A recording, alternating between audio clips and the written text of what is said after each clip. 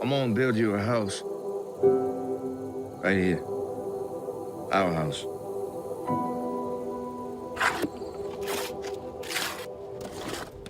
They risk their freedom. They risk the lives of their children, their family, themselves. But in continuing to push forward and fight for love, because that's really what they were fighting for. They wanted to be together and they wanted to be with their family. They opened the doors for so many other people to be proud and to love who they love. I'm gonna take Mildred up to D.C. and get married. You sure about that?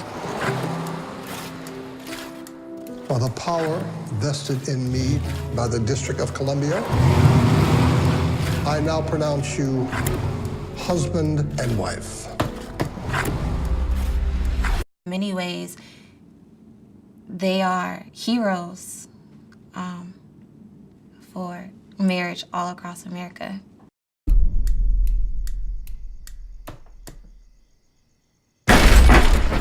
In here? Richard! What you doing in bed with that woman?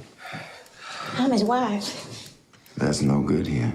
Ruth is like one of the sweetest people ever in terms of just like, she has such a giving heart when you work with her.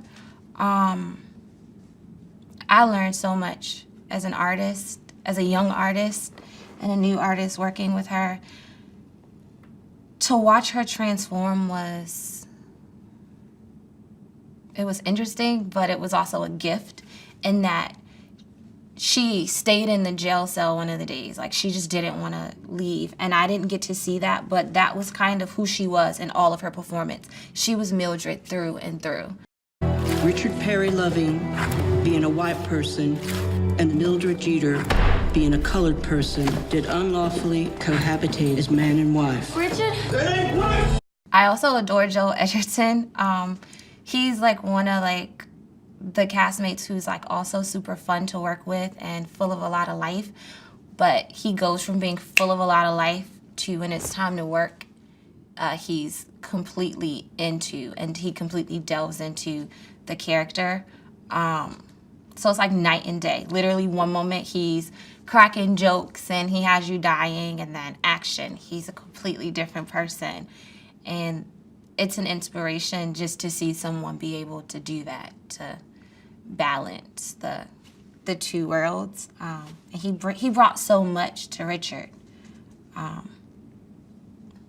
because he's not soft-spoken. Nothing about Joel is soft-spoken. That could go all the way to the Supreme Court. We ain't hurting anybody. The state of Virginia will argue that it is unfair to bring children of mixed race into the world. Tell that woman to come over here. Jeff is like one of my favorite directors in that he's the actor or actress's director. And I say that in that he told us a story about how when he was in college, they worked on a lot of the student films. So he has compassion for the actors and the actresses. And not only that, he wants to make sure that your best performance shines through. And so we're all grateful for that, because this is a film where all of us got to shine. And he's so sweet and tender and just amazing. And I'm so grateful, and I feel so blessed to have been a part of something that's bigger than myself. But not only that, just to be able to say that I worked with Jeff. You know, I worked with Jeff Nichols. So I'm a super Jeff Nichols fan. You realize this case could alter the Constitution of the United States. You think you'll lose? We may lose the small battles, but win the big war. A lot of people don't know about this case, and everyone continues to say, especially within the African American community, we don't want to see another slave movie, we have other stories.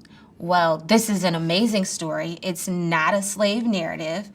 And not only that, it talks about love. So it's not a black or white story. It's a story about love. So it's a universal theme where we get to see Caucasian and African American artists bring life to someone else's story. And hopefully it touches the hearts of people across the world. And hopefully it helps to continue to promote change.